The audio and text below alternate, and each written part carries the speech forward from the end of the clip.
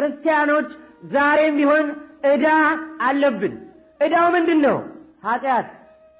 ሁልጊዜ ኃጢአትን እንሰራለን። በምንድነው የሚከፈለው?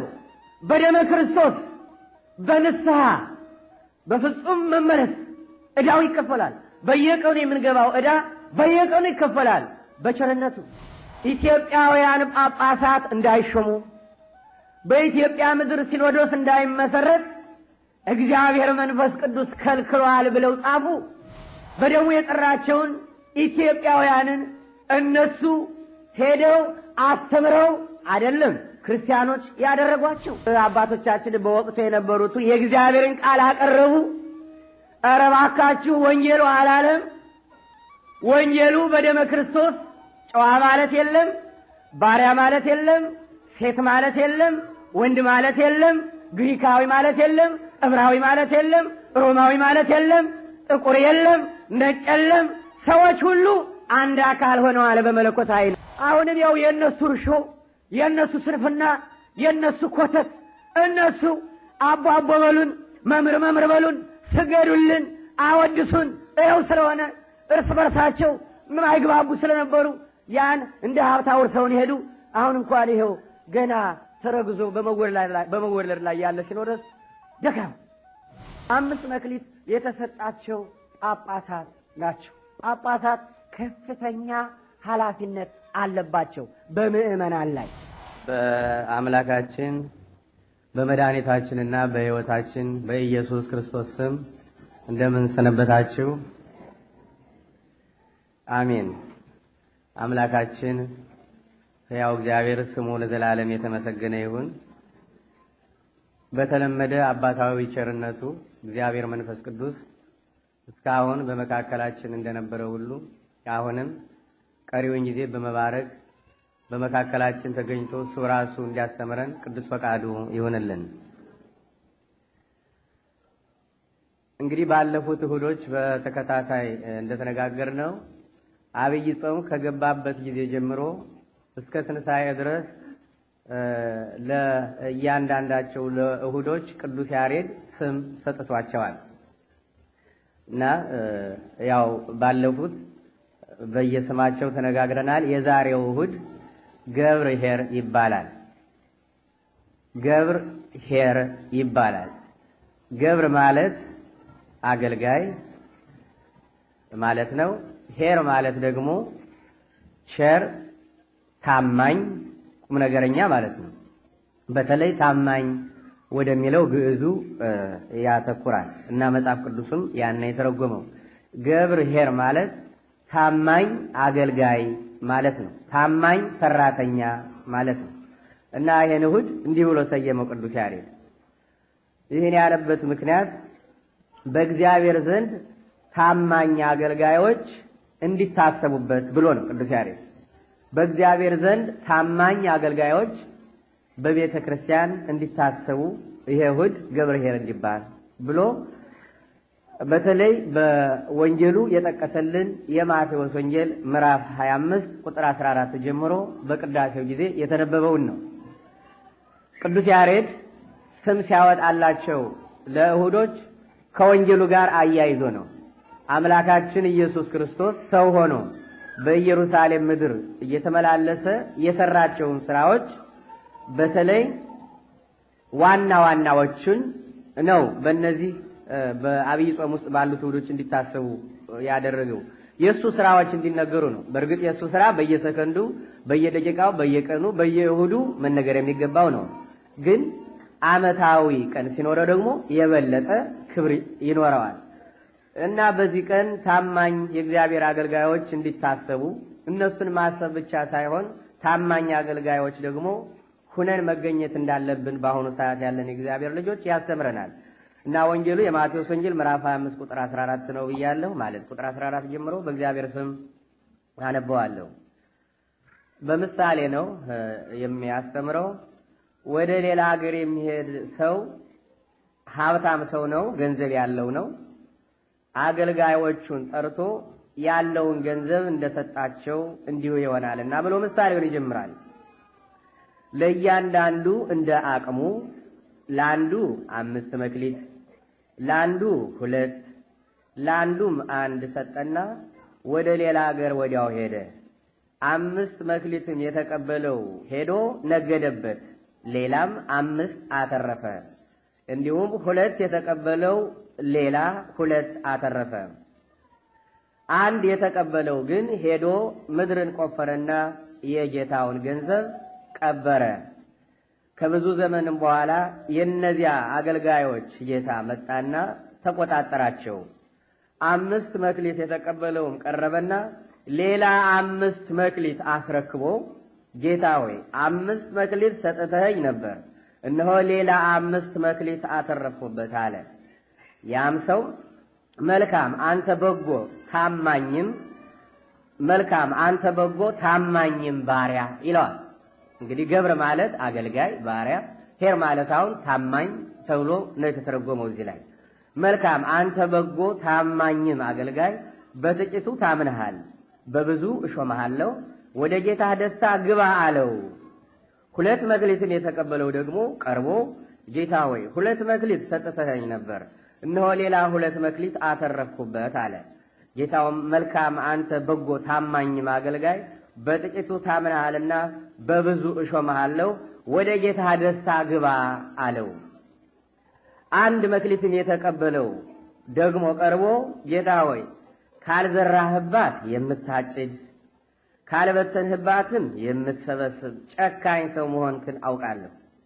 ፈራሁም፣ ሄጄም መክሊትህን በምድር ቀበርሁት፣ እነሆ መክሊትህ አለ አለ።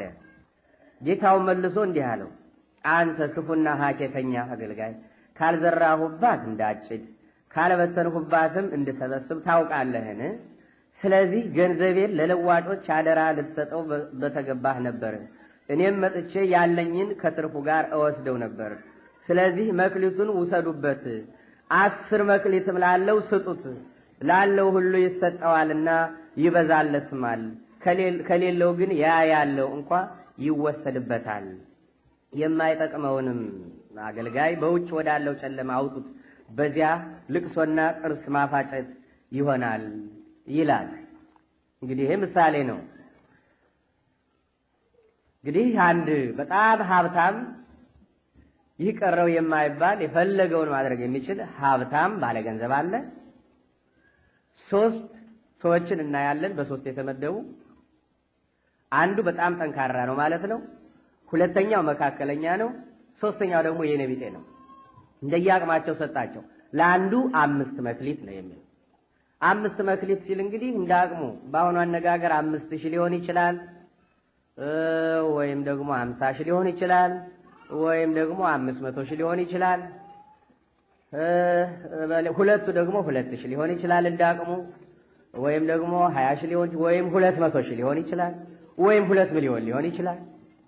አንዱ ደግሞ እንዳቅሙ 1000 ሊሆን ይችላል፣ ወይም ደግሞ 100,000 ሊሆን ይችላል፣ ወይም ደግሞ እንዳቅሙ 1 ሚሊዮን ሊሆን ይችላል። ሰጣቸው፣ ሰርተው አትርፈው እንዲገኙ ነኝ። መቼም በዚህ ሀገር ይሄ የታወቀ ነገር ነው። ያላቸው ሰዎች ገንዘብ ይሰጣሉ፣ እንደየእውቀታቸው እንደየአቅማቸው ሰዎች ደግሞ ያተርፋሉ። ከወለዱ ይወስዳሉ፣ እነሱ ያላቸውንም ያን ያበደሩትንም ይመልሳሉ።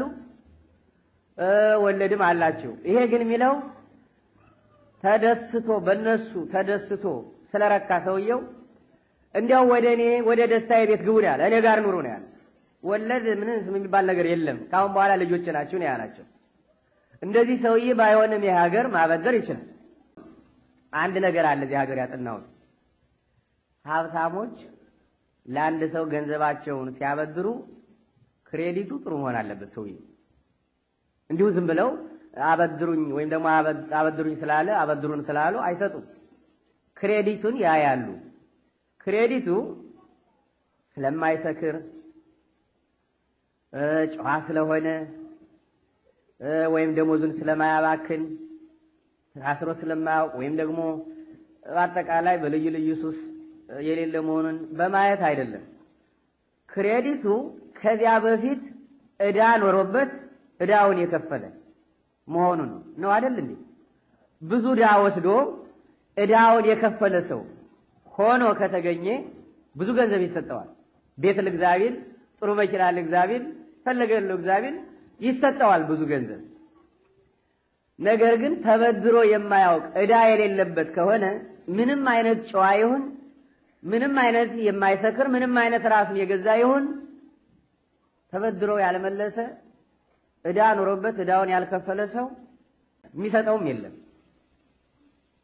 ብዙ ዕዳ የወሰደ መሆን አለበት ሰውዬው። በወንጌሉም እንደዚያ ነው። በክርስትና እምነትም እንደዚያ ነው። በክርስትና እምነትም እንደዚያ ነው። ዕዳ ነበረብን።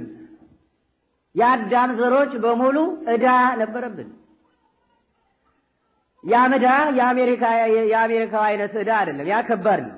የዚህ ሀገር ዕዳ እኮ ቀላል ነው። ሰው ተበድሮ ከሰርኩ ካለ እስከ 7 ዓመት ያው አይሰራም እንጂ ማን ይነካዋል? እውነት እንዴት አይነት ጥሩ ሀገር ነው። ያኛው ግን ዕዳው ከባድ ነው። ያም የዘላለም ኃጢአትና ሞት ስለሆነ በአዳም በሔዋን ምክንያት ኃጢአትን ያህል በውርስ እንደ ሀብት የሚወረስ ሞትን ያህል ዕዳ ነበረብን። ያን ዕዳ እኛ ወጥተን ወርደን ደክመን አይደለም የከፈልነው። ያን ዕዳ የከፈልነው ወይም ያ ዕዳ የተከፈለልን በምንድን ነው? እስኪ ንገሩኝ። ያ ዕዳ የዘላለም የኃጢአት ዕዳ፣ የጥንተ አብሶ ዕዳ፣ የዘላለም ሞት ዕዳ፣ የዓለመ ሲኦል ኑሮ ዕዳ፣ የጨለማ ሕይወት ዕዳ የተከፈለልን በደመ ክርስቶስ ነው። አምላክ ሰው ሆኖ ዕዳችን ከፈለ። ዛሬም ቢሆን በሱ ሞት የሞት ዕዳችን የዘላለም ኃጢአት ዕዳችን የተከፈለልን ክርስቲያኖች ዛሬም ቢሆን ዕዳ አለብን። ዕዳው ምንድን ነው? ኃጢአት። ሁልጊዜ ኃጢአትን እንሰራለን። ራሱ ባለቤቱ የሚለን በቃሉ በወንጌሉ ምንድን ነው? ከኛ መካከል ኃጢአት የለብኝም የሚል ቢኖር ውሸታም ነው ይላል። ያ ማለት ምን ማለት ነው? ዕዳ የለብኝም የሚል ቢኖር ውሸታም ነው። ስለዚህ ዕዳ እንዳለባችሁ እመኑ ነኝ። ዕዳ እንዳለባችሁ እመኑ። ዕዳውን ግን ክፈሉ። በምንድን ነው የሚከፈለው? በደመ ክርስቶስ፣ በንስሐ፣ በፍጹም መመለስ ዕዳው ይከፈላል። በየቀኑ የምንገባው ዕዳ በየቀኑ ይከፈላል በቸርነቱ። ነገር ግን አንድ ክርስቲያን ንስሐ ሳይገባ የኖረ ከሆነ ንስሐ ሳትገባ የኖረች ንስሐ ሳይገቡ የኖሩ ከሆኑ አሁንም ቢሆን በእግዚአብሔር ዘንድ እንደ አሜሪካን ሀብታሞች ታማኞች አይደለም። ማለት የአሜሪካን ሀብታሞች ዕዳ የሌለባቸውን ሰዎች እንደማያምኑ ሁሉ በመንፈስ ቅዱስ ዘንድም ዕዳ አለብን የማይሉ ሰዎችን መንፈስ ቅዱስ አያምንም። እያንዳንዳችን ዕዳ እንዳለብን ማመን አለብን። ሆኖም ግን ያን ዕዳ ምንድን ነው የሚለው? እናንተ ደካሞች ሸክም የከበደባችሁ ሁሉ ወደ እኔ ኑ። ሸክሙ ምንድን ነው? ዕዳ ነው። ሸክሙ ዕዳ ነው። አሁን የቤት ሞርጌጃችሁ፣ የመኪና ሞርጌጃችሁ፣ ኧረ ልዩ ልዩ ዕቃ የገዛችሁበት ሁሉ ዕዳው፣ ምግቡ ሁሉ፣ ልብሱ ሁሉ አሁን በክሬዲት ነው። አሁን ያ ሁሉ ተሰርዞላችኋል ቢባል እንዴት አይነት ደስታ ነው! እንዴት አይነት ደስታ ነው! እሱ እኮ እንደዚያ ነው የሚለው። ዕዳችሁን ይዛችሁ ኑ፣ በተለመደው አባታዊ ምሕረቴ ልሰርዝላችሁ፣ በንስሐ ልሰርዝላችሁ፣ በቅዱስ ቁርባን ኑ ነው የሚለው።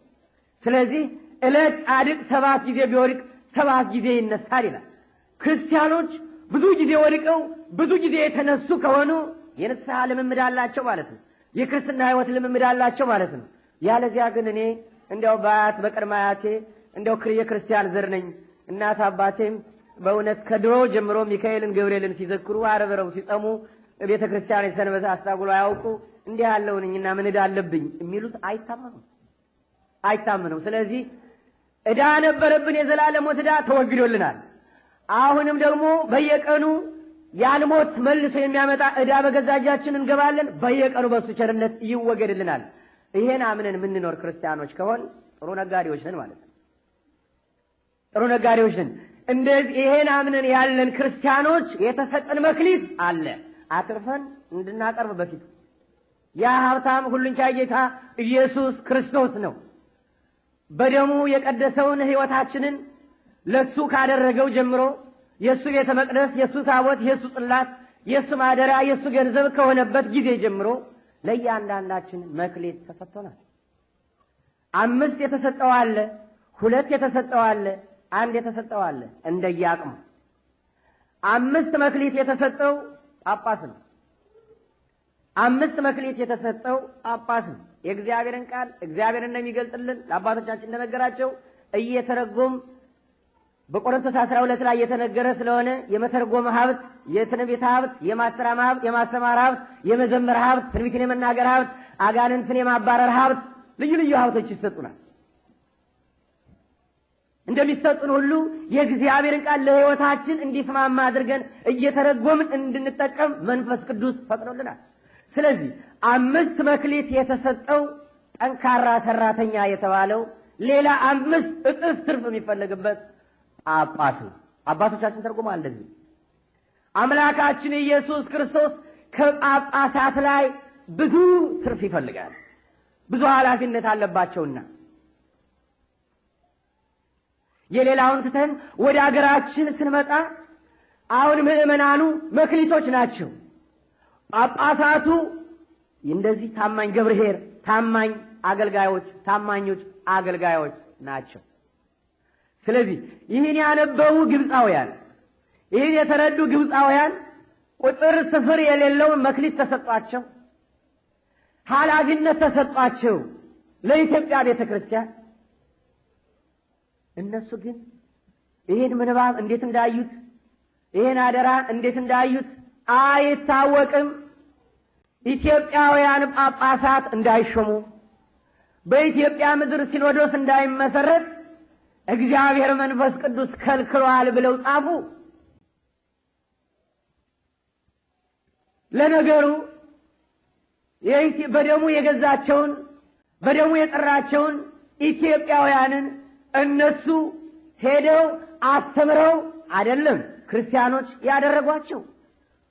ነገር ግን በቸርነቱ ኢትዮጵያዊ ጃንደረባ ወደ ኢየሩሳሌም ሄዶ ተጠምቆ ክርስቶስን ይዞ መጥቶ ለቤተ መንግስቱ አስተዋውቆ ክርስትናው እንደ ፍግዛት ውስጥ ለውስጥ ሲቀጣጠል ኖሮ ክርስትናው እያደገ በመሄዱ ያለ ስርዓት መኖር ደግሞ ወይም ደግሞ የብሉይ ኪዳን ሀገር ስለነበረች የብሉይ ኪዳኑን ስርዓት በአዲስ ኪዳን ስርዓት ለመለወጥ ቅንብር መዋቅር ስለሚያስፈልግ በዚያ የተካኑ የሰለጠኑ በዚያ ዕድል ያገኙ ሰዎች ስለሚያስፈልጉ ልኡካንን ወደ ግብፅ ላኩ። አባቶቻችን በነ አጽብሃ ዘመን ወደ ግብፅ ላኩ። በ325 በ328 በ329 30 አካባቢ ላኩ። 1 ዓመት እውነትም አስተምረው ልኡካኑን መርቶ የሄደውን አባት ሹመው ላኩ። ከዚያ በኋላ ግን ያ ሲሞት ኢትዮጵያውያን ጳጳሳት ማለት መነኮሳት ጵጵስና እንዳይሾሙ መንፈስ ቅዱስ ከልክሏል ብለው አወጁ፣ ጻፉም በራሳቸው የሕግ መጽሐፍ። ኢትዮጵያውያን የዋሃን ናቸው። አባቶቻችን እግዚአብሔር እንዲህ ብሏል ሲባል ያምናሉ።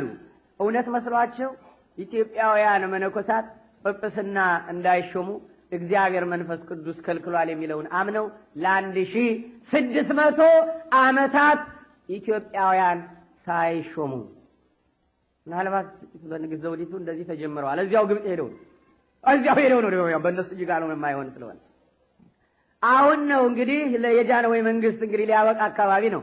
ጃንሆይ ታግለው አባቶቻችን በወቅቱ የነበሩት የእግዚአብሔርን ቃል አቀረቡ። ኧረ እባካችሁ ወንጌሉ አላለም።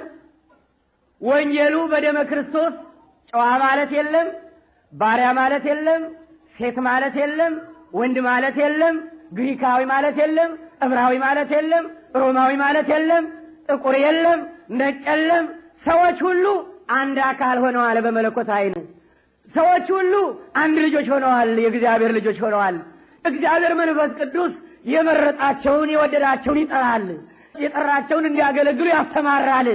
ኢትዮጵያ ታበጽሕ እደዊሃ በእግዚአብሔር፣ እጆቿን ዘርግታ ወደ እግዚአብሔር የክርስቶስን የመምጣት ተስፋ ትጠባበቃለች ተብሎ የተነገረላትን ሰማያዊውን ሐዋርያዊ ተልእኮ፣ ሐዋርያዊ ስልጣን፣ ሐዋርያዊ ሲኖዶስ ስትጠባበቅ የነበረች አገር እንዴት ተከለከለች ብላችሁ ትናገራላችሁ? ከየትኛው ወንጌል ከየትኛው የአዲስ ኪዳን መጽሐፍ አገኛችሁት ሲሉ አሁን በግድ ወንጌሉ ፈንቅሎ የሰዎችን አይምሮ ያበራ መሆኑን አመኑ። አሁን ይሄን ፈቀዱ። ሲፈቅዱም እየተናደዱ አንጀታቸው እየተቆረጠ ነው። ለምን ይመስላችኋል ይሄን ያደረጉት ግብጾች?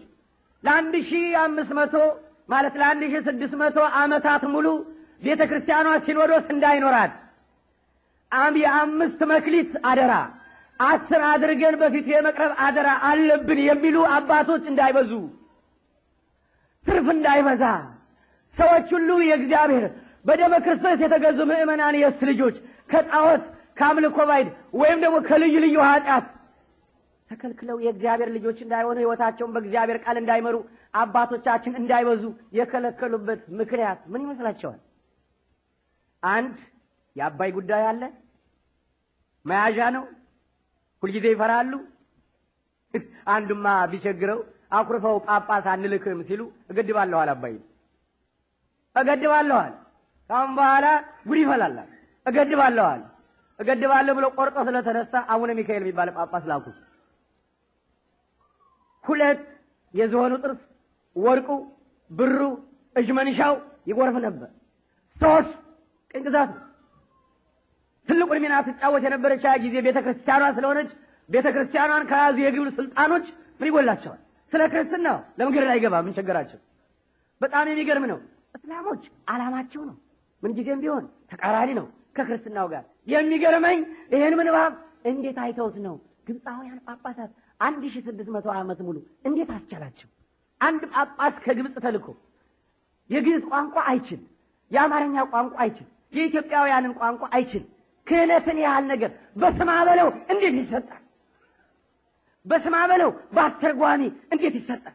ክህነትን ያህል ነገር ዲያቆኑ ስለ ዲቁና፣ ቄሱ ስለ ቅስና፣ መነኩሴው ስለ ምንኩስና ሳያውቅ ሳይመራመር ተፈትኖ ኮርስ ተሰጥቶት ሳያልፍ ሕይወቱም ሳይገመገም እንደታገተ ከብት ከዚህ መለስ ያለው ዲያቆን፣ ከዚህ መለስ ያለው ቄስ፣ ከዚህ መለስ ያለው በጣም የሚያሳዝን ነው። እና በጣም ለከሰረችው ኪሳራ ደመ ክርስቶስ የፈለገውን ያህል ሳያገኝ ለቀረው ተጠያቂዎች ናቸው። 5 መክሊት የተሰጠው ጳጳስ ነው። አሁንም ያው የእነሱ እርሾ፣ የእነሱ ስንፍና፣ የእነሱ ኮተት፣ እነሱ አቦ በሉን፣ መምህር በሉን፣ ስገዱልን፣ አወድሱን ይኸው ስለሆነ እርስ በርሳቸው ምን አይግባቡ ስለነበሩ ያን እንደ ሀብታ ወርሰውን ሄዱ። አሁን እንኳን ይኸው ገና ተረግዞ በመወለድ ላይ ያለ ሲኖዶስ ደካማ። ሆኖም እግዚአብሔር ቸር ነው። ምንም እንኳን መውደቅ መነሳቱ ቢኖርም፣ ምንም እንኳን ውጣ ውረዱ ቢኖርም፣ ምንም እንኳን ኃላፊነቷን ቤተክርስቲያኗ ባትወጣም በኢትዮጵያ ምድር ላይ ወንጌል እየበራ ነው። ወጣቱ ወንጌላዊ፣ ዘማሪ፣ ምእመናኑ እንደምታዩት በሚያስደንቅ ሁኔታ እግዚአብሔር ሥራ እየሰራ ነው። በተለይማ የተስተካከለ ሲኖዶስ ሲኖረን፣ የተስተካከለ መዋቅር ሲኖረን፣ ምእመናን የሚያዳምጡት የምእመናንን ሕይወት የሚያዳምጥ ለምእመናኑ ራሱን አሳልፎ የሚሰጥ ያማ ደግሞ የእጅ ሲሆን ምን እንደምትሆን የኢትዮጵያ ቤተክርስቲያን ምን እንደሚሆን የኢትዮጵያ ሕዝብ ጊዜው ሲደርስ ያን ጊዜ በጊዜው ያለ ይመሰክሩለታል። ስለዚህ 5 መክሊት የተሰጣቸው ጳጳሳት ናቸው። ጳጳሳት ከፍተኛ ኃላፊነት አለባቸው በምእመናን ላይ። ለምን? ትዳር ስለማይመሰርቱ፣ ወልደው ስለማያሳድጉ፣ ትዳራቸው፣ ልጆቻቸው፣ ክብራቸው፣ ንብረታቸው፣ ስልጣናቸው የምእመናን መብዛት ስለሆነ የተለያዩ ምእመናን ሲሆኑ በእግዚአብሔርን በኃጢአት የሚበድሉ በንስሐ ሲገቡ፣ የተጣሉ ሲታረቁ፣ የእግዚአብሔር ቃል የሌላቸው የእግዚአብሔር ቃል ሲኖራቸው፣ የማይዘምሩ ሲዘምሩ፣ የማይመሰክሩ ሲመሰክሩ፣ እንደው አጠቃላይ ክርስቲያኖች ሆነው ሲታዩ ያ ነው። ያን ለማድረግ ደግሞ ብዙ ተጋድሎ፣ ብዙ ውጣ ውረድ፣ ብዙ እንቅልፍ ማጣት፣ ብዙ ስራ ያስፈልጋል። ስለዚህ ኃላፊነቱን ጳጳሳት ላይ ቆልሏል። 5 መክሊት ያላቸው የተሰጣቸው እነሱ ናቸው። 2 መክሊት እነማን ናቸው? እኛ ቄሶች ነን። 2 መክሊት ቄሶች ነን። ቄስ በትዳር ቄስ መሆን፣ መንኩሶ ቄስ መሆን 2 አይነት እድል አለ። መንኩሶ ቄስ ወይም ደግሞ በትዳር ቄስ፣ ያም ሆነ በትዳሩም ይሁን በምንኩስናውም ይሁን ቄስ 2 መክሊት ተሰጥቶታል። ይሄ 2 መክሊት እንግዲህ 200 ሺህ በለው 2 ሚሊዮን በለው ወይም ደግሞ ስንት ጸጋ እንደሆነ መንፈስ ቅዱስ ይስፈረው ይቁጠረው። ያም ሆነ ይህ 2 ተሰጥቶናል። እኛ 2 የተሰጠን እጥፍ 4 አድርገን ማቅረብ አለብን። 200 እንደሆነ የተሰጠኝ 200 ንስሐ ልጆች እንደሆነ የተሰጠኝ 400 ማድረግ አለብኝ። 2000 ምዕመናን እንደሆነ የተሰጠኝ 4000 ማድረግ አለብኝ።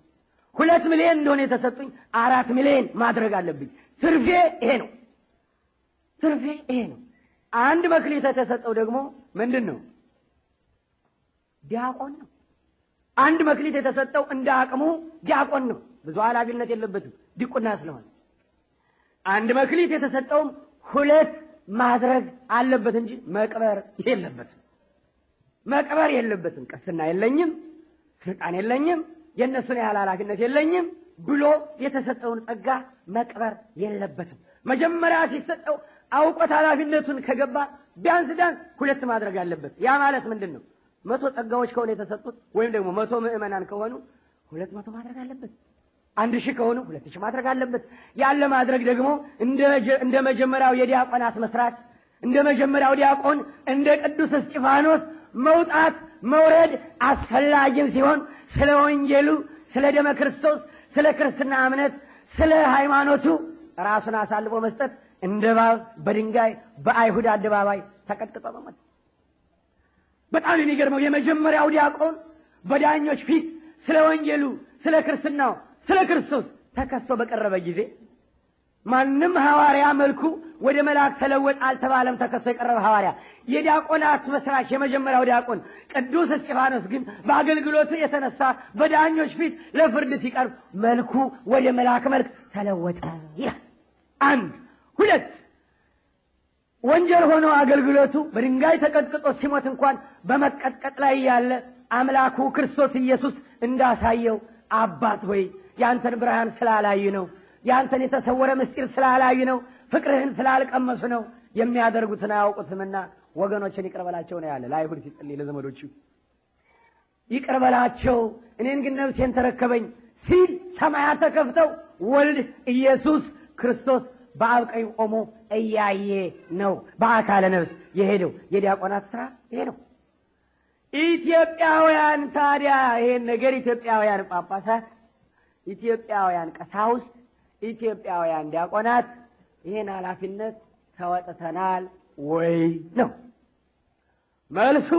በገጠር ካሉ ከጀግኖች አባቶች በቀር ማንም ሳይሾማቸው ሲማሩ ማንም ሳይረዳቸው እንደ አሜሪካ ጋንግ ከውሻ ጋር እየታገሉ አንበሳ የሚያህል ውሻ እየገጠሩ ከዚያ ጋር እየታገሉ ኪሎ ስጋ ለውሻ እየገበሩ በውሻ ቁስል ስንቱን ጊዜ እያጠፉ በወጥበት እየቀሩ በቁራሽ እንጀራ ተምረው በቁራሽ እንጀራ የሚያስተምሩ ጀግኖች አባቶቻችን ማስተማር ብቻ ሳይሆን ቀን ሲያስተምሩ ውለው ሌሊት በኩራዝ ራሳቸው ብራና ፍቀው ራሳቸው ቀለም በጥብጠው ራሳቸው ብዕር ቀርጸው ጽፈው ቃለ ወንጌሉን ክርስቶስን አስረክበውን ከሄዱት ከነዚያ ጀግኖች እስካሁን ድረስ የረሃብ ቀበቶውን ደህና አድርገው ታጥቀው ቤተ ክርስቲያኗን ከሚጠብቁት በቀር ቤተ ክህነቱ ተጠያቂ ነው። ለዘመናት ከአንዱ ግብጽ ጳጳስ ጋር ሆኖ ከቤተ መንግስቱ ጋር ሆኖ በጠጅ በጮማ የኖረው ፖለቲካውን ብቻ መጠበቂያ አድርጎ የኖረው ያ ቤተ መንግስት ያ ሁሉ ተጠያቂ ነው።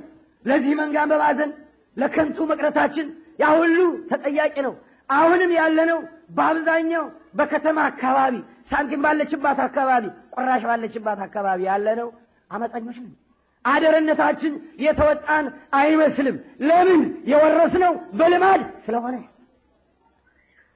ስለሆነ እንግዲያው 5 መክሊት እኮ 5 መክሊት የተሰጣት አገር 2 መክሊት የተሰጣት አገር 10 ወይም ደግሞ 2 4 አድርጋ ብታተርፍ ኖሮ የጎረቤት ሀገሮቻችን እነ ሱዳን፣ እነ ሶማሊያ፣ እነ ዩጋንዳ፣ እነ ጠቅላላ አፍሪካ ውስጥ ክርስቲያን ያልሆነ ባልተገኘም ነበር። እኛ አደረነታችን ብንወጣ ሆኖም ግን አደረነታችን እንድንወጣ ያላደረገን ነገር ምንድነው? አደረነታችን እንዳንወጣ ያደረገን ነገር አልደጋግመውም። የነዚህ በክርስቶስ መምጣት ተጠያቂ የሆኑ የግብፃውያን አጉል ተጽዕኖ እንደዚህ አደረገን። አሁን እነሱን መውቀሱ ዋጋ የለው፣ ወይም ደግሞ እኛን ማኩራራቱ ዋጋ የለው። ከነሱ ደካማነት ትምህርት መውሰድ አለብን። አደርነታችን መወጣት አለብን። ከራሳችንም ድክመት መወጣት አለብን። ከማለት ትምህርት መውሰድ አለብን። ስለዚህ አሁን እያንዳንዳችን መበርታት ይኖርብናል። አብዛኞቻቸው አባቶቻችን 5 መክሊት የተሰጡት ልክ 5 መክሊት እንደተሰጡ አላወቁም። 5 መክሊት 2 መክሊት እንደተሰጠን አላወቅንም። አንዲት እግዚአብሔር የሰጠን ኃይል ይበቃናል። እግዚአብሔር የሰጠን ጸጋ ይበቃናል።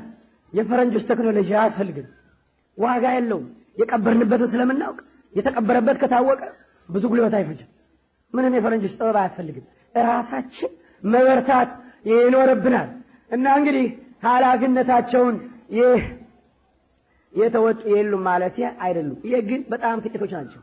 በገጠርም በከተማ በጣም ጥቂቶች ናቸው። አብዛኞቻችን ግን አይመስልም። ልትጸልዩልን ይገባል።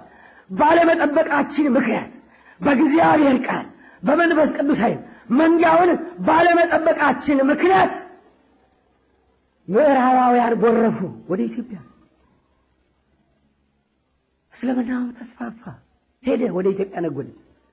ጠፍ መንጋውን የኛ ነን ሆኖ የተገኘ። ከዚህ ካልኩሌት ያደርጋሉ፣ ዶክትሪን ይፈጥራሉ፣ በረሮ ሄዶ ማፈስ ነው። ምንም ችግር በአመቱ በ6 ወሩ ሪፖርት ነው። ይሄን ያህል አጥምቀናል። ኪሳራ ነው። ገብረ ሐካይነት ነው።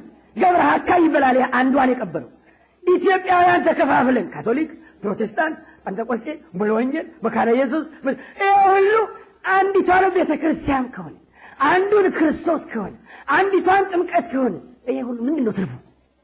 ትርፍ ማለት የነበረው መለያየት ሳይኖር ክርስቶስን ባገኘንባት ቤተክርስቲያን አንድ ሆነን ድክመታችን አጉል ልማድ እያስወገድን በእግዚአብሔር ቃል ያለው እንዳለ ሆኖ ሌላ ስንጨምር፣ እስልምናውን ስንጨምር፣ ምንም ያውቀውን አረመኔውን ስንጨምር፣ ከሀገር ወደ ጎረቤት ሀገር ስንሻገር እንደዚያ ሲሆን ነው ትርፍ የሚባለው እንጂ አሁን ኢትዮጵያውያን ይሄዳሉ የሚወስዱ እዚሁ ኦርቶዶክስ መንጋ ነው መክሊት ነው የሚወስድ ያመዚሁ ምን ትርፍ አይባልም። ይሄ እኔ እንጃ ምን በዓለሙ ይመስለኛል አሁን በዚህ በኢኮኖሚውም ይመስለኛል ዝም ብሎ አንድ ገንዘብ በአገር ውስጥ ዝም ብሎ እንደ ገበታ ውሃ ስለተመላለሰ አይደለም።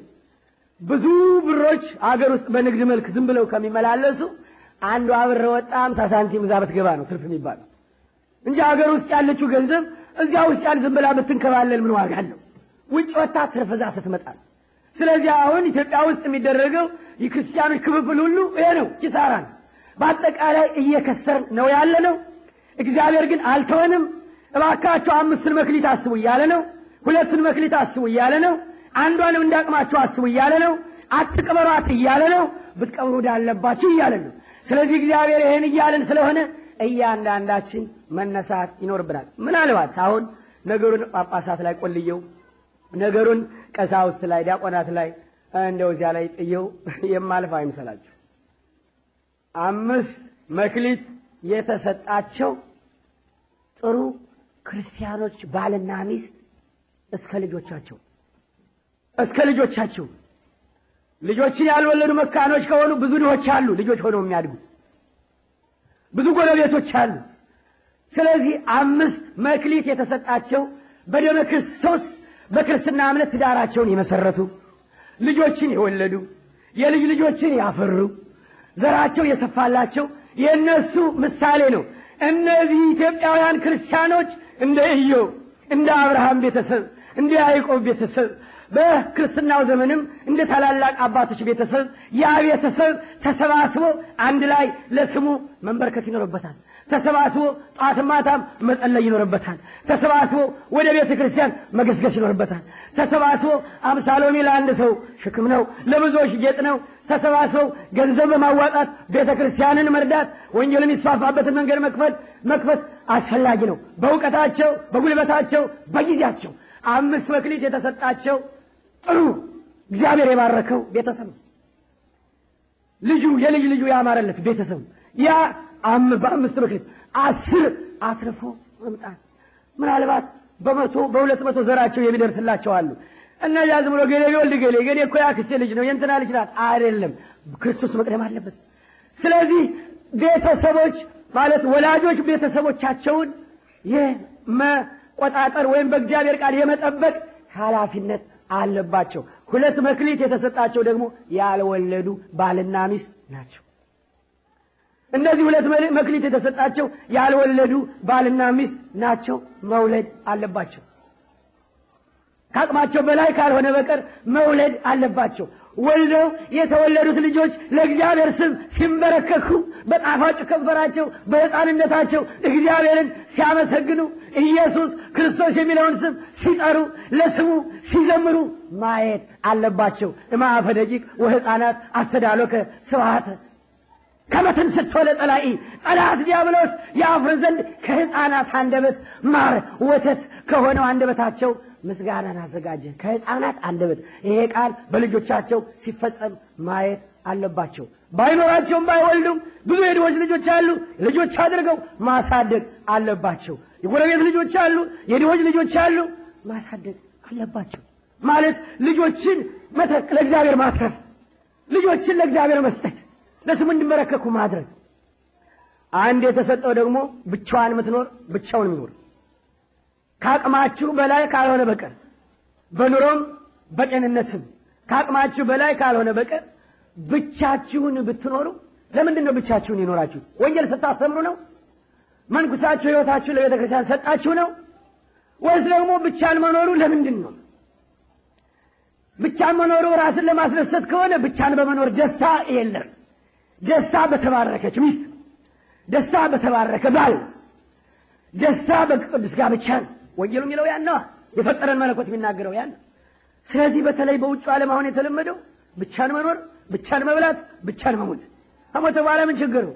ማዘጋጃ ቤት ጉትቶ ቢወስደው ያ ደግሞ በባህሉ ህዝቡን የሚለው ያስጉት እንደዚህ ተይዟል። ይሄ ጥሩ አይደለም።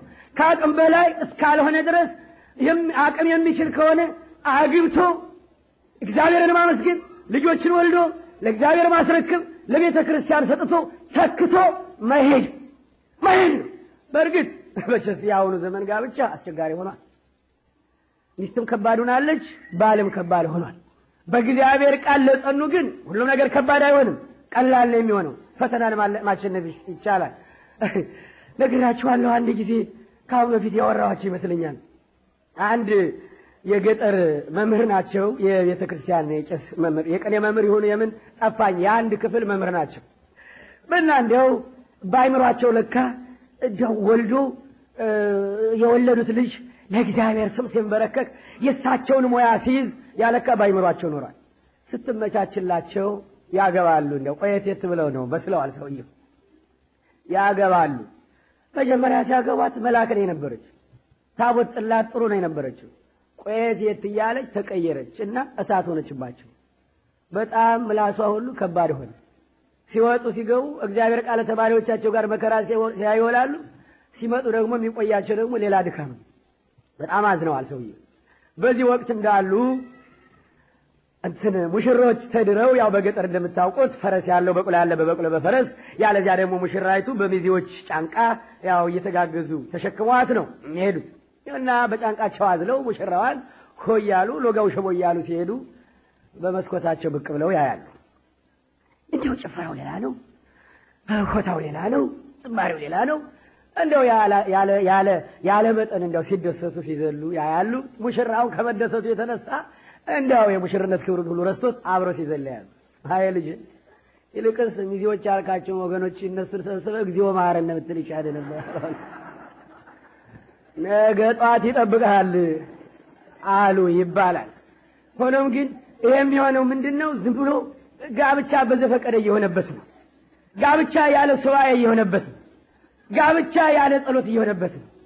ጋብቻ ያለ ብዙ ጊዜ ጥያቄ እየሆነበት ነው። አባታችን ሆይ በሰማይ የምትኖር ስምህ ይቀደስ፣ መንግስትህ ትምጣ፣ ፈቃድህ በሰማይ እንደሆነች እንዲሁም በምድር ትሁን፣ የዕለት እንጀራችንን ስጠን ዛሬ ብለን ይችን እያወቅን ከጸለይንበት ጊዜ ጀምሮ ባል እንጀራ ስለሆነ፣ ሚስት እንጀራ ስለሆነ ለዳቦ ብቻ ሳይሆን መጸለዩ ከዚያ የዕለት እንጀራዬን ስጠኝ፣ የዕለት እንጀራችንን ስጠን ከሚለው ቃል ውስጥ ሚስት መግባት አለባት።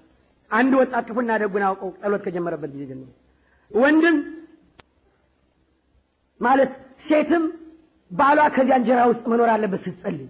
የዕለት እንጀራዬን ስጠኝ ስትል የባረከው እንጀራ እንዲሆንልኝ ብቻዬን አልኖርም አንተ ታውቃለህ። ሔዋንን ብቻዋን አልፈጠርክም። ስለዚህ እንጀራ ጥሩ እንጀራ እንድታደርግልኝ ብላ መጸለይ ብሎ መጸለይ አለባቸው። ከሆነም በኋላ ሱባኤ፣ ከሆነም በኋላ ጸሎት፣ ከሆነም በኋላ የዘላለም ቃል ኪዳን ስለሆነ በጣም መንፈሳዊ ጥንካሬ ያስፈልጋል። ግን አሁን እንግዲህ ዞሮ ያው የቤተ ክርስቲያኗ ኪሳራ ነው የሁሉ። ጋብቻው አሁን በዘፈቀደ እየሆነ በመምጣቱ ሰዎች ሁሉ ጋብቻን ጠሉ። በተለይ በአሜሪካን ሀገርማ የምትኖሩ ከአንዳንዶች እንደማዳምጠው ከሆነ አንዳንዶቹ ያለፈውን ያን የደስታ ጊዜያቸውን ይረግማሉ። አንዳንዶቹ አያሳየን ይላሉ። እችስ እንደዚያ ተብሎ አይኖርም። እውነቱን ለመናገር እንደዚያ ከተባለ ደግሞ ድንግልናን ጠብቆ መኖር።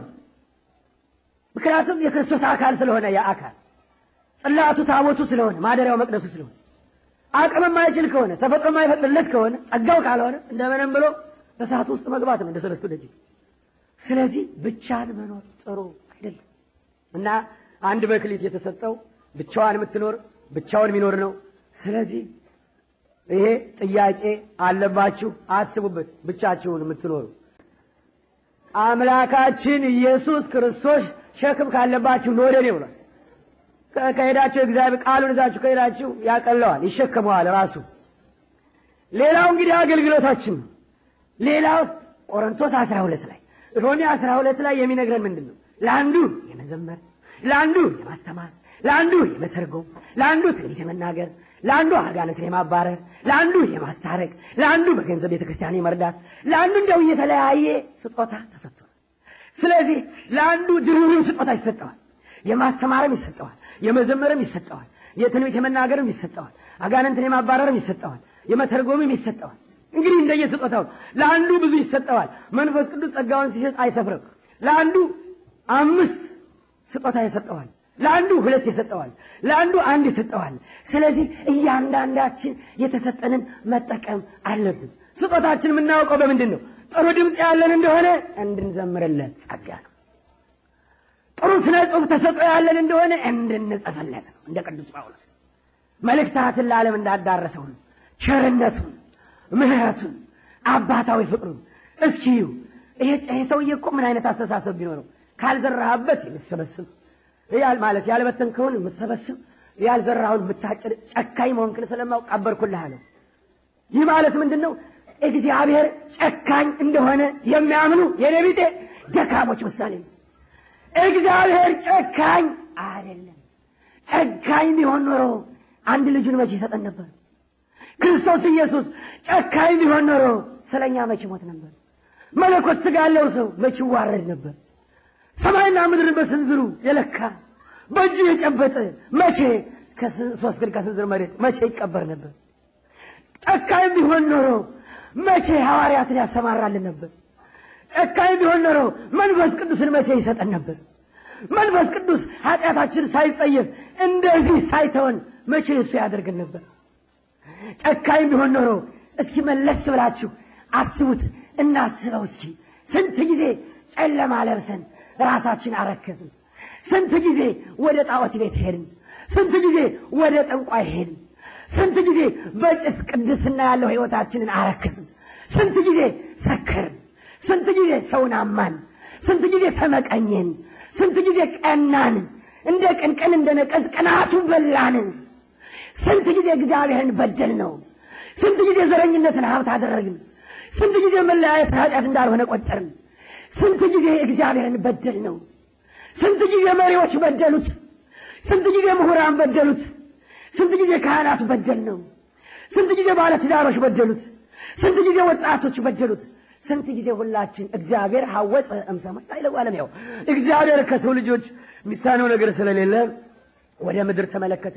ምን ሊያደርግ? ከመይራይ እመቦ ጠቢብ ዘይሐስሶ ለእግዚአብሔር። እንደው ምናልባት እግዚአብሔርን በትክክለኛው መንገድ የሚፈልጉ በመንገዱ የሚመላለሱ እውነተኞች ጥበበኞች ልጆቹ እንዳሉ ብሎ ወደ ሰው ልጆች ተመለከተ በመለኮታዊ አይኑ።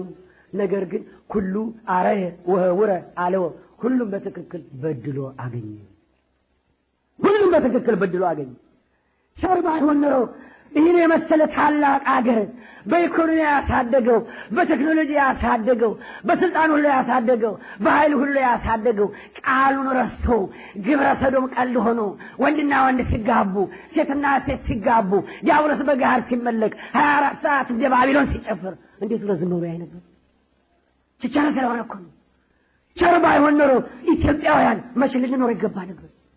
ታሪካችን ሙሉ እኮ የጦርነት ታሪክ፣ የመበላላት ታሪክ፣ እርስ በርስ የመነካከስ ታሪክ ስለሚወደን ግን አኩርቶ ይዞናል እስካሁን ድረስ በነጻነት፣ በራስ ፊደል፣ በራስ ቋንቋ፣ በራስ እምነት፣ በራስ ስርዓት ከሰው በላይ አድርጎ ይዞናል።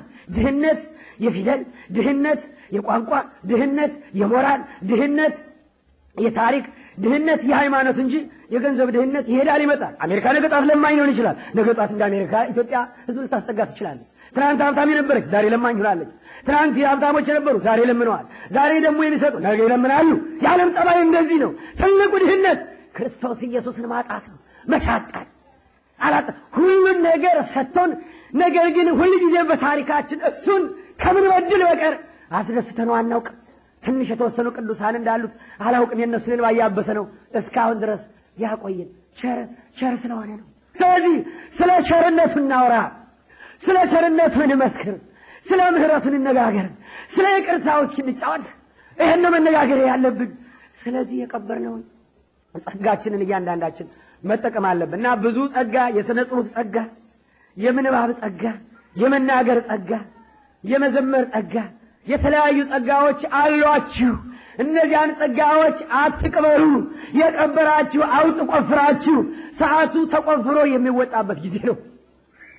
ሰዓቱ የተቀበሩ ተቆፍረው የሚወጡበት፣ የተቀበሩ ጸጋዎች በእግዚአብሔር ቃል በመንፈስ ቅዱስ ምስጢር ገላጭነት የሚከሰቱበት፣ የሚታዩበት፣ የሚሰሩበት ጊዜ ነው። ስለዚህ እባካችሁ ድምፅ ያላችሁ፣ የወጣትነት ጊዜ ያላችሁ ዘምሩለት። ዝማሬ ለሕፃናት ብቻ፣ ቁርባን ለሕፃናት ብቻ ነው ተብሎ እንደታወጀ ሁሉ ቁርባን ለሕፃናት ብቻ ነው እንደምናየው ደግሞ ያንዳንዶች ወገን ደግሞ ዝማሬ አሁን እንደው ዝም ብሎ የልጆች ብቻ ሆነ። ስለዚህ ዘምሩለት ወጣቶች፣ በ30 ዓመት ያላችሁ፣ በ30 በ40 መካከል ያላችሁ እንዲህ በጉብዝና ወራት ፈጣሪህን አስብ እኮ ነው። ተኝታ አንሰላስል ሳይሆን ዘምርለት፣ ተናገርለት፣ መስክርለት፣ አገልግለው እኮ ነው አገልግለው ነው። ስለዚህ በርከት በሉ። እነዚህን ሕፃናትም በመካከላችሁ አድርጋችሁ በሕይወት አስተምሯቸው። እንዲህ ሕፃናቱም እኮ እንግዲህ እንደናንተ ጎረመስ ሲሉ ሊተውት ነው ማለት ነው መዘምራኑ። ስለዚህ እናንተ በዚህ አካባቢ ያላችሁ አባቶችም እናቶችም በዓመት አንድ ጊዜ እንደ ቱሪስት መሆን የለበትም እና ለአገልግሎቱ መነጋገር አለብን። ምግብ እኮ ነው፣ ሕይወት እኮ ነው፣ የዕለት ዕለት መጠጥ ነው። ስለዚህ የቀበርነውን ማውጣት አለብን ቆፍረን። የእግዚአብሔርን ቃል ሁላችንም ማንበብ አለብን። ዝም ብለን በዜማ ብቻ መኖር፣ በበዓል ብቻ መኖር፣ በስርዓት ብቻ መኖር ጊዜው አይደለም። ክርስቶስ የሚከብርበት ስርዓታችን፣ ክርስቶስ የሚከብርበት መልካሙ ባህላችን እንዳለ ሆኖ አይኖቻችን ከወንጌሉ ጋር መገናኘት አለባቸው። ይህን የግድ እንጂ ለምን እኛ መጽሐፍ ቅዱስ አይገባንም? ብዙ አባባል አለ። ሲቲዝንሺፕ ለመሆን ሽምጥጥ አረጋቸው አለ ብዙዎች ምጣጣ ኢሚግሬሽን ጥያቄ ይቀርባል ተብሎ ስንታችሁ ናችሁ የምታነቡ? በንባብ ማታነቡ በአሰማኝ ምን እየመልሳለሁ እንዴ? ህይወት እኮ ነው፣ ህይወት ነው። ስለዚህ እግዚአብሔር ቃል ምንም ደካሞች ብንሆንኛ እናንተ ጠንክሩ። ዛሬ ኮምፒውተሩ ሁሉ ኢንተርኔት ሁሉ ወንጌል ነው። ዛሬ ዝም ብሎ መንገዱ አውቶቡስ ሁሉ ወንጌል ነው። መበርታት አለብን እና በሌላ በአገር ደረጃ ይሄን እንደሆን 5 መክሊት የተሰጠው ሀገር አሜሪካ ሆኖ አልወደድም ጥላል። 5 መክሊት የተሰጠው እሱ ነው። ምክንያቱም 10 አድርጎታል። እጥፍ የጠፈጠፈ አደረገው። ሰረቀም ቀማም የራሱ ጉዳይ፣ ያን እግዚአብሔር ይጠይቀው። ግን ተፍጨርጭሮ 24 ሰዓት ሰርቶ እንኳን ሌላ በአገሩ ሰነፍ የነበረው እንደኛ ሰነፍ ሳይሆን አልምጥ ነው። የኛ አሁን እዚያ በአገራችን ቢሆን አንድ ጠረጴዛ ለ7 ተይዛ እየተቀያየሩ ነው ምሩ የሚቀመጡባት። ሰዓት መድረሱን ነው እንጂ ከልብ ስራ ለስራ የለም። አመሰራረቱም ስለሆነ አላውቅም። እዚያ ሀገር ይኸው ሲሰራ ወንበር እንዳይቀመጥ እዚያ አካባቢ ተባለ። ለብዙዎች በእውቀት በምን ተንጠላጥላችሁ እግዚአብሔር የረዳችሁ ነው እንጂ የምትሽከረከሩ አብዛኞቻችሁ አውቀናል። ስትሰሩ ወንበር ክልክል ነው። ሸራ ታጥቃችሁ እንደ ሀገራችን መነኮሳት ገዳም ውስጥ ያሉ መነኮሳት ናቸው ትልቅ ሸራ ታጥቀው በትልቅ ቀበቶ ረሃቡን ቢጋፈጡ ድካሙን ለመቋቋም ብዙዎች ያን ታጥቃችሁ ነው። ስለዚህ እንዲያው አልምጦ የኖረውንም ብላ በአፈ ገጽከ በወዝህ በላብህ ደክመህ ጥረህ ግራም ብላ የሚለውን ተግባራዊ ያደረገ አገር ቀጠቀጠው ጥሩ አድርጎ። ስለዚህ አትርፏል። ጥሩ አገር 5 መክሊት 5ቱን ይሄን አመዱን አገር 5ም አይደል እንደው አንድ ናት ማለት ይቻላል። ካሊፎርኒያውን እንደው ከአመድ ዝም ብሎ እንትን ምንድነው በረሃ የነበረ ነው። አመድ አሸዋ ብቻ የነበረ ይሄው አሁን ገነት አድርጎት ይሄው አየር ሁሉ የሚያቃጥል የነበረው የኢትዮጵያ አየር ሆኖ እኛንም ሰብስቦ እንዲያውም ኢትዮጵያውያን ሁሉ ወደ ካሊፎርኒያ ነው የሚገሰግሱ ይባላል። አረ እርዝኩ ካለ በቃ ዛሬ ተንፍሼው የኢትዮጵያ ይመስለውን አየር ነገ ልሙት ነው አብዛኛው። እንኳን ኢትዮጵያውያኑ ያሁን ሆሊውድ ያለው ሀብታም የቢሊዮነሩ ዛሬ ጥሩ አየር ተንፍሼ ነገ ልሙት ነው። ያ ምንድነው? ዛፎችን ስለተከሉ ስላለሙት አገር ስላደረጉት 5 መክሊት 10 አድርጓል። ደግሞ ዝም ብለን ምን ቀብር ከሆነ ያለን ለሱ ነው የሚሰጠው። ለምን ላለው ይሰጠዋል። ያልቀምታችሁ ለዚያ ስጡ ነው ያለው። እና ምናልባት 2 የተሰጣቸው አውሮፓውያን እንደሆኑ አላውቅም። አንድ የተሰጠን አፍሪካውያን ነን። ኤዥያ እንደሆነ ደግሞ እንጃ እስራኤል አለች እዚያ መካከል እንጂ አንድ ሆነን ነው። ደግሞ ያቺውን በተለይ ኢትዮጵያ አየሩ ወርቅ፣ አፈሩ ወርቅ፣ እንደው እንዴት አየለ ልናገረው ሁሉ ነገር ወርቅ። ያችን ወርቅ አገር ቀበርናት። ደግሞ አይቶ ለሚበሉ ቆፍረው አውጥተው ለሚጠቀሙ ይሰጣታል። ስለዚህ እግዚአብሔር አምላክ የሰጠንን ነገር እየቀበርን ያለነው አሁን መውጣት አለባት ከመቃብር። በኢኮኖሚ ተቀብራለች፣ በቴክኖሎጂ ተቀብራለች፣ በሁሉ ነገር ተቀብራለች። በብዙ ነገር የምታውቁት ነው። ምን ታወቀው አሉ ዛሬ እኛ ኢትዮጵያውያን በውጭ የምንታወቀው በረሃባችን ወይም ደግሞ በድህነታችን፣ ያለዚያ ደግሞ በቀጠሮ አለማክበራችን። በዚህ ነው አል በፈረንጆች አሁን እየታወቅን ያለው ሰዓት አሳልፎ የመጣ እንደሆነ አንድ መስሪያ ቤት ወይም አንድ ሆነ ቀጠሮ ኢትዮጵያዊ ነው ወይ ነው አሉ የሚባለው። ብዙዎች አውቀውናል በዚህ። ስለዚህ ይሄን ሁሉ ሊያስወግድልን የሚችል የእግዚአብሔር ቃል ነው። ከእግዚአብሔር ቃል ጋር መገናኘት አለብን። ገብርኄር ታማኝ አገልጋዮች ልንሆን የምንችለው እንግዲህ በእግዚአብሔር ቃል ስንታጠቅ ነው። መቼስ እኔ ድክመታችንን ዝም ብዬ ስነግራችሁ እግዚአብሔር በተአምር ደግሞ በመካከላችን ሆኖ የሚሰራውን ደግሞ ማፈኔ አይደለም። እግዚአብሔር የተመሰገነ ይሁን። ወንጌሉ በቤታችሁ ተንኳክቶ ሳይደርሳችሁ ከልጅነት ጀምሮ በብዙ ነገር በእግዚአብሔር ቃል ሳትኮተኮቱ በ40 በ80 ቀን ያገኘናት የመንፈስ ቅዱስ ጸጋ የክርስቶስ ደም ይሄው እንደዚህ አድርጋ የሱ ቸርነት ህይወታችንን አስሮ ይዞ ይሄው በውጭ ሀገርም በውስጥም ቤተ ክርስቲያኗን ጥሩ አድርገው የያዙ ዛሬ ምዕመናኑ ናቸው። በቦርድ ደረጃ፣ በመዘምራን ደረጃ፣ በማንኛውም ኮሚቴ ደረጃ አሁን ዛሬ ቤተ ክርስቲያኗ እያጌጠች ያለችው በልጆቿ ነው። አሁን እንዲያውም 5 መክሊት የተሰጣቸው 2 መክሊት የተሰጠንኛ ከምዕመናን ትምህርት እየወሰድን ነው። በርቱ፣ እግዚአብሔር ባርካችሁ። ብቻ ምንድነው የበለጠ መጠንከር አለብን። ገና ነን ለማለት ነው። ገና ነን። በተለይ እግዚአብሔር ቃል ጋር ገና ነን። ጥፋታችን አውቀን መነሳት አለብን። ከተነሳን ደግሞ መንፈስ ቅዱስ ያነሳናል፣ ኃይሉን ይሰጠናል። አሁን እንደጀመረው ብርሃኑን ያበራል። በኢትዮጵያ ቤተክርስቲያን ብርሃኑን ያበራል። በኢትዮጵያ ምድር የተቀበረው ኢኮኖሚ፣ የተቀበረው አንድነት፣ የተቀበረው ቴክኖሎጂ፣ የተቀበረው ሁሉ ይወጣል። እግዚአብሔር ስራውን ይሰራል።